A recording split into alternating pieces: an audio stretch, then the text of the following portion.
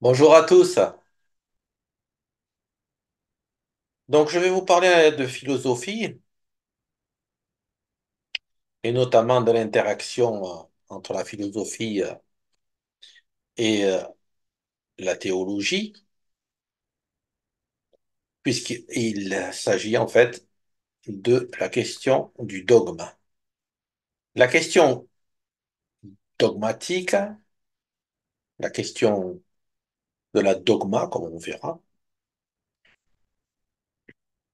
La question ici, c'est de savoir d'abord si la notion de dogmatisme telle on la conçoit actuellement, en tout cas en très grande partie, c'est-à-dire en tant que étant une position intransigeante, fermée à la critique, qui en fait donne un avis indiscutable, immuable. Enfin,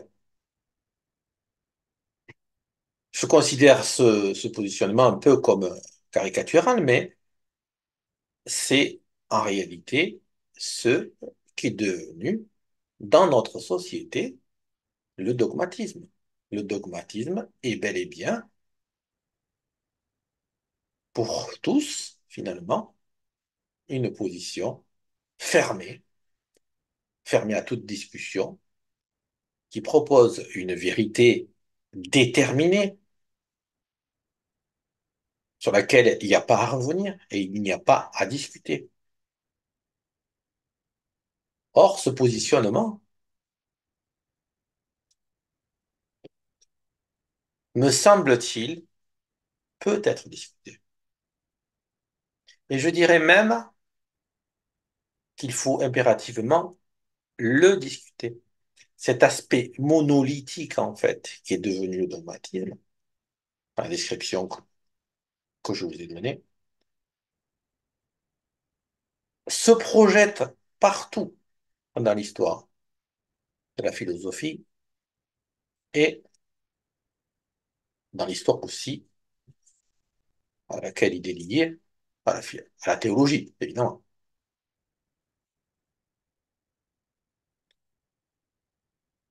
Si le dogmatisme n'a pas toujours été cette forme intransigeante, fermée à la critique,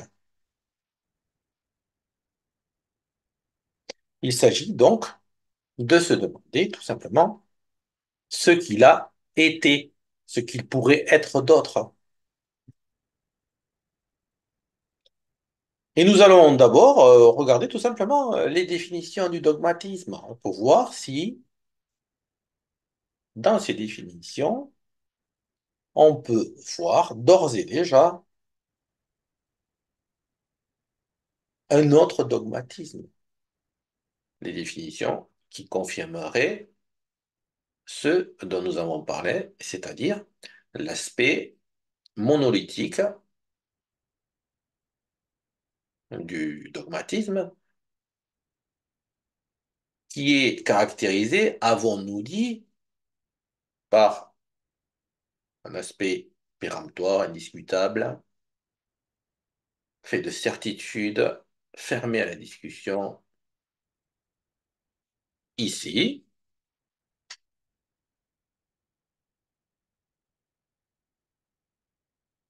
nous avons donc, bon, une définition commencée du Larousse, dictionnaire, qui nous envoie directement, vous voyez, attitude philosophique ou religieuse qui, se fondant sur un dogme, rejette catégoriquement le doute et la critique. Donc, nous voyons déjà cet aspect de rejet, rejet de la discussion, rejet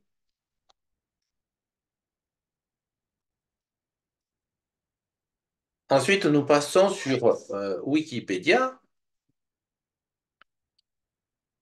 l'incontournable Wikipédia. Le dogmatisme est une forme de pensée qui suppose une vérité décisive, universelle, immuable et incontestable.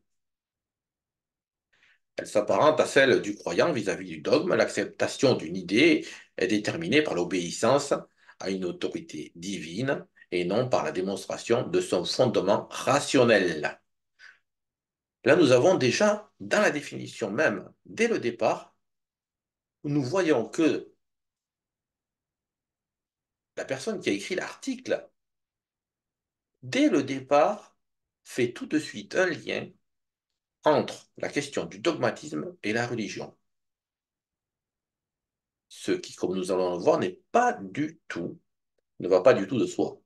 Ce n'est pas du tout une évidence que la position dogmatique soit liée de manière inconditionnelle à la religion.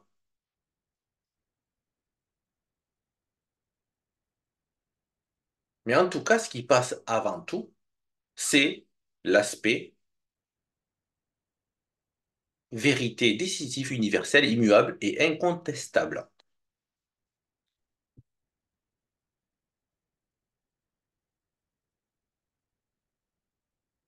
Si nous allons sur le Centre national de ressources textuelles et lexicales, nous voyons ici, encore une fois, la proposition B qui donne une définition, encore une fois, qui va dans le sens de ce que nous disions antérieurement, disposition d'esprit d'une personne à affirmer de façon péremptoire ou à admettre comme vraies certaines idées sans discussion. Je ne vois pas trop comment on pourrait avoir des idées sans discussion, mais voilà, la définition le stipule. Au moins, il faudrait discuter avec soi-même. Bon, donc passons. Nous retrouvons ici effectivement ce dont nous parlions.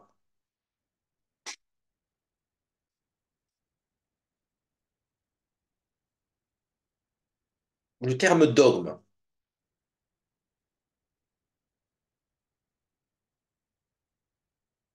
vérité, indiscutable. On le voit dès la première ligne. Bon, on tourne en rond autour de ce dont nous avons parlé, c'est-à-dire péremptoire, indiscutable, fermé à la critique, fermé à la discussion, etc.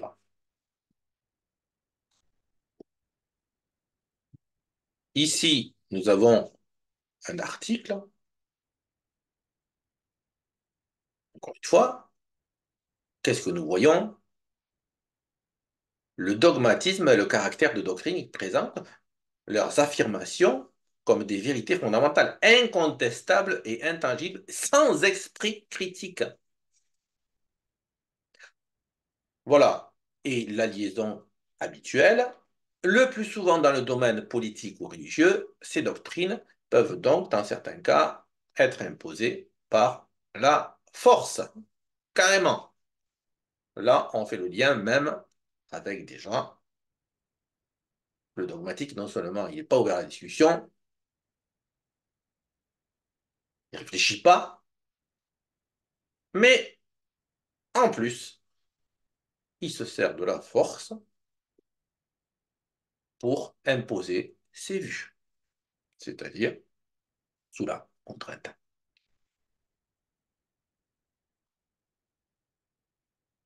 Enfin, une dernière définition, on pourrait tourner pendant des heures autour des définitions, mais je pense que ces quelques définitions suffisent largement à la discussion que nous avons ici. Donc, la définition 3, cette fois-ci, on est dans le littré. Qui dogmatise qui s'exprime d'une manière impérieuse et tranchante, un esprit dogmatique. Voilà, encore une fois, on tourne en rond autour de ce dont nous avons parlé plus haut. Nous avons donc, dans un premier temps, examiné les définitions et nous avons vu que le côté du dogmatisme, en tant qu'il a subi un enfermement, il a subi un enfermement dans le sens où il est finalement admis aujourd'hui comme une position intransigeante. Des gens qui ont des certitudes toutes faites et qui ne sont pas prêts à discuter,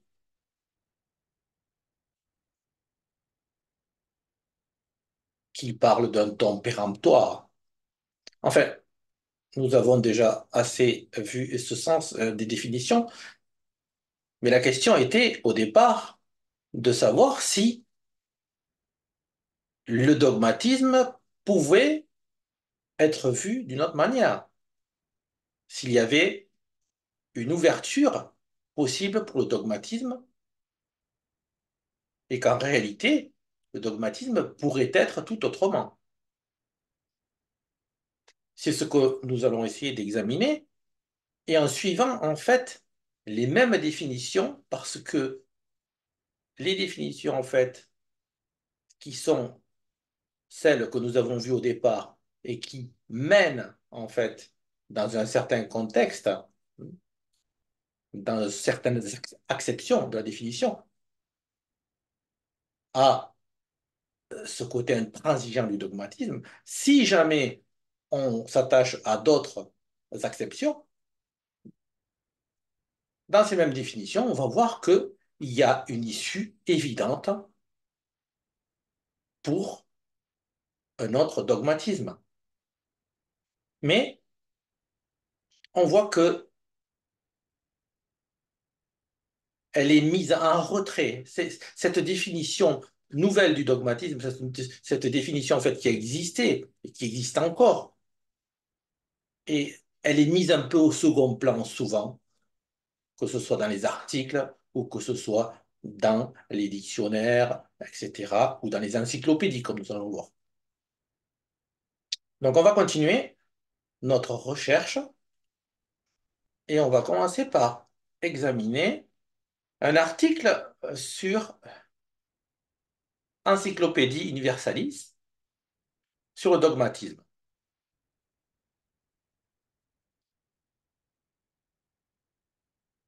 Cet article, donc, comme vous pouvez le lire, au sens le plus général, dogmatisme est devenu le synonyme d'intransigeance, d'autoritarisme, d'étroitesse d'esprit et de raideur.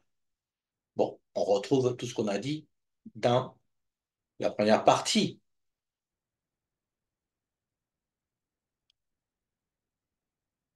Mais on constate que s'il est devenu, c'est qu'il était autre chose, certainement. Et en effet, l'auteur de l'article continue, en philosophie, dogmatisme, c'est d'abord opposé à scepticisme ou à pyrrhonisme. Dans ce sens, on a aussi Diogène Laërce du IIIe siècle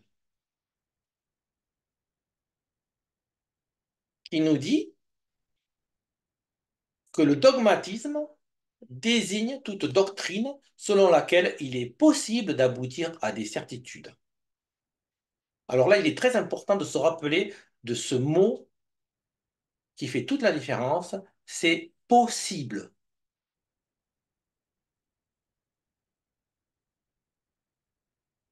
Le scepticisme consiste, au contraire, je reprends la définition, à professer que l'esprit humain, malgré ses ambitions spéculatives, n'a aucun moyen d'atteindre des vérités d'ordre général, de les démontrer, et il doit en conséquence s'abstenir d'affirmer, s'abstenir de nier, se réfugier dans un doute prudent, réservé, et laisser tout jugement en suspens.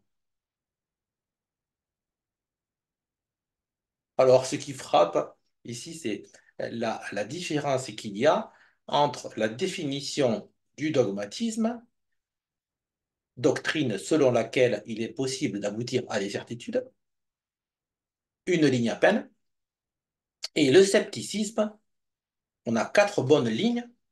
Donc, voilà. La question, en fait, de suite, c'est de prendre cette définition, et ce que je vais vous proposer, c'est de voir que la définition du scepticisme, elle est construite sous une forme négative, en fait. Et si on la met à l'envers, si on la met dans l'autre sens, à contrario, ben on aurait une définition, en fait, du dogmatisme, qui serait bien meilleure que celle qu'il a donnée. Le dogmatisme, on dirait, consiste à professer que l'esprit humain a des ambitions spéculatives, a un moyen d'atteindre des vérités d'ordre général, de les démontrer, et doit en conséquence les affirmer, ne pas les nier, ne pas se réfugier dans un doute prudent, réservé, et laisser tout jugement en suspens. Voilà la véritable définition du dogmatisme, si on suit évidemment que le dogmatisme s'oppose au scepticisme. Mais ce qui est important de voir ici, c'est que le dogmatisme s'exprime à travers une possibilité. Nous allons continuer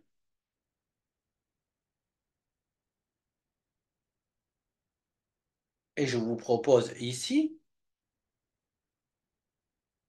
la définition Wikipédia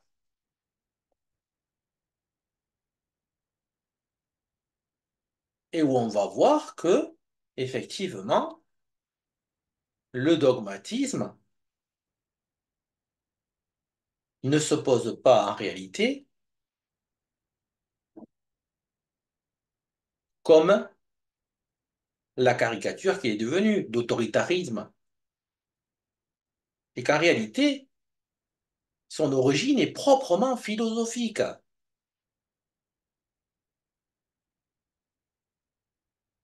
Voilà ce que nous dit donc Wikipédia. Dans son sens propre, le mot dogme est d'origine philosophique. Le mot dogma en grec, opinion, croyance, jugement. Il vient du verbe il semble que, qui a également donné le mot doxa.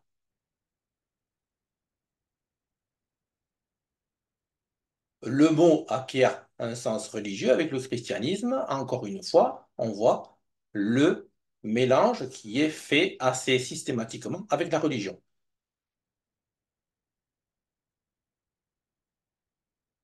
Alors nous avons aussi là marqué le sens philosophique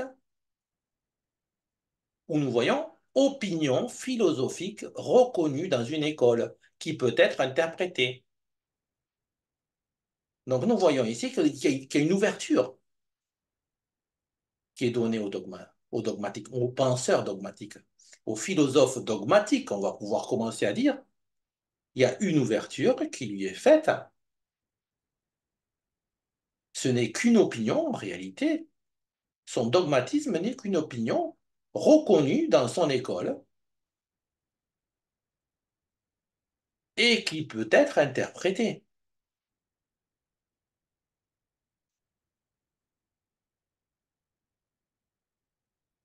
Enfin, on voit ici en descendant que Le dogmatisme est une philosophie de la connaissance qui considère que l'homme a la possibilité d'atteindre une vérité absolue au moyen de la raison, même dans les recherches métaphysiques. Avec des nuances importantes, elle est le fond des doctrines de Platon, Aristote, Pascal, etc. C'est-à-dire qu'en réalité, on est en train de dire que des figures éminentes de la philosophie, au sens des personnages les plus emblématiques de la philosophie, sont dogmatiques. Ou en tout cas ici, il est dit que dans leur aspect fondamental, cette position dogmatique est dans leur pensée.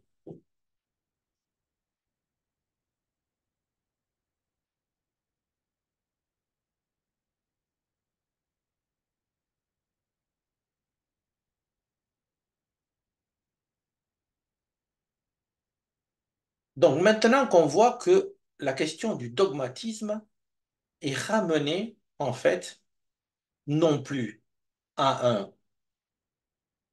un jugement tout fait qui est fait de certitude et qui ne supporte pas la contradiction, le débat, qui est intransigeant, mais qu'on y a au contraire mis un mot bien connu à notre époque, qui est le mot opinion. À ce moment-là, on voit que ici, si on va chercher le mot opinion, on se rend compte qu'une opinion, jugement, avis, sentiment qu'un individu ou un groupe émet sur un sujet, des faits, ce qu'il pense, exprimer son opinion au cours du débat, etc. Donc on voit bien ici que si on lit le dogmatisme à ce qu'il est à sa racine, une dogma, on se retrouve avec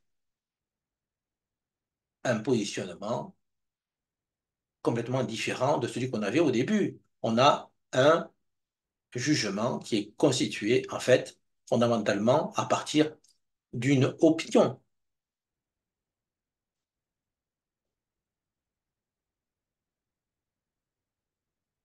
Et que le fait d'être construit sur une opinion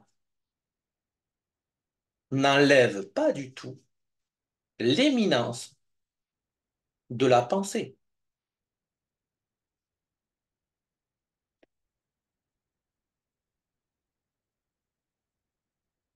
Nous avons ici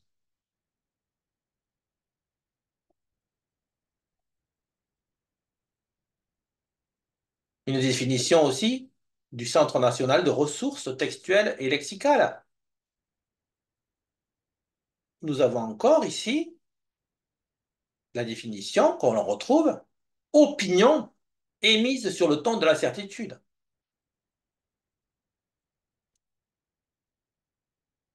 On peut émettre une opinion sur le ton de la certitude, c'est pas interdit. Et même une certitude absolue. Ça reste une opinion. On le voit encore ici.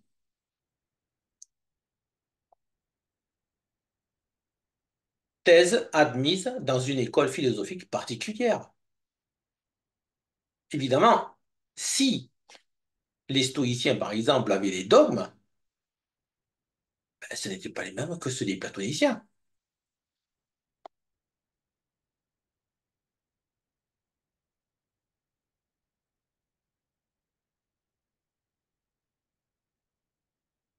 Donc on voit bien ici, encore une fois, que Platon a bien mérité, à cet égard, le témoignage que les anciens lui ont unanimement rendu d'avoir été le plus zélé défenseur, le plus fidèle croyant du dogme métaphysique de l'immortalité ou du dogme moral. Bon, c'est-à-dire en fait qu'il est évident que sur l'aspect fondamental des philosophes qui sont vraiment emblématiques dans la philosophie occidentale, je dirais pratiquement mondiale aujourd'hui, sont dogmatiques, ont un fondement dogmatique.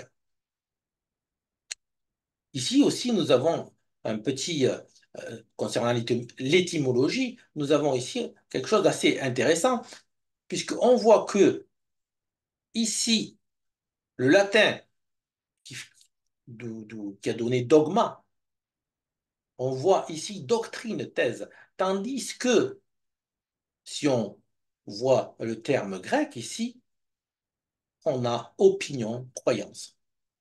Donc on voit bien le glissement qui a pu se produire entre le grec et le latin. On reviendra sur cette, ce glissement et en fait ce que j'aime bien appeler le hiatus. Mais on verra ça bien plus tard.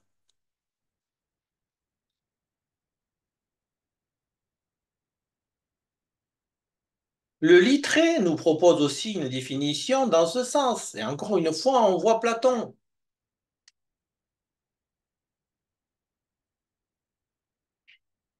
Qui attache de la certitude à un certain nombre d'opinions. On voit aussi l'opinion, particulièrement d'opinions philosophiques.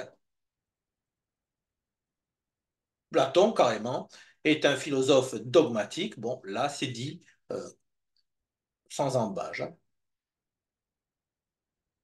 Nous avons le lien ici, clairement établi à travers les définitions, entre le dogmatisme, la dogma, l'opinion, la doxa, le logos, Platon d'abord, et Aristote. Dans la tradition platonicienne, l'opinion, doxa, est considérée comme un simple reflet de l'apparence sensible et des idées reçues à un moment et dans un contexte social déterminé. Le raisonnement, logos, doit dépasser l'opinion pour parvenir à la science, épistémée. Aristote voit dans l'opinion une affirmation raisonnée, fondée sur des prémices probables, à laquelle il convient de recourir chaque fois que la démonstration est impossible. Dans la logique classique, l'opinion est définie comme un état d'esprit qui consiste à tenir pour vrai une assertion tout en admettant qu'elle peut ne pas l'être. Évidemment, si on parle de Platon et d'Aristote, on est obligé de mentionner leur maître, Socrate. Et nous avons clairement ici, nous voyons que la deuxième, en fait, cette deuxième tendance dans les définitions, qui donne un nouveau sens au dogmatisme, est d'origine, en tout cas, elle a l'air d'être euh, attachée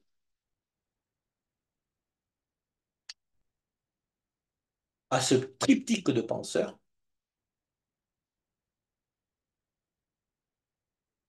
au centre duquel est Platon, bien sûr, par les écrits et par l'autorité qu'il fait dans la philosophie. Mais tout de suite vient après Aristote et, bien sûr, leur euh, maître à tous deux, Socrate.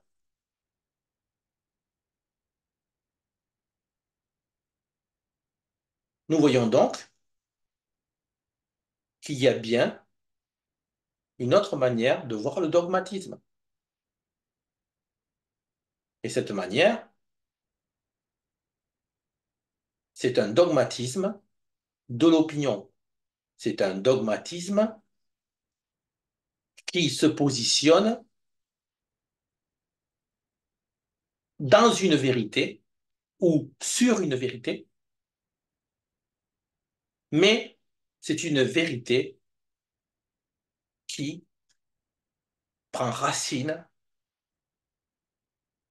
dans une opinion, ce qui n'a strictement rien à voir avec une certitude toute faite, un comportement intransigeant qui euh, prétend à des vérités incontestables, mais au contraire à des vérités partagées, construites dans la contradiction, mais qui vont exiger un positionnement in fine. Il va falloir sortir de la suspension sceptique.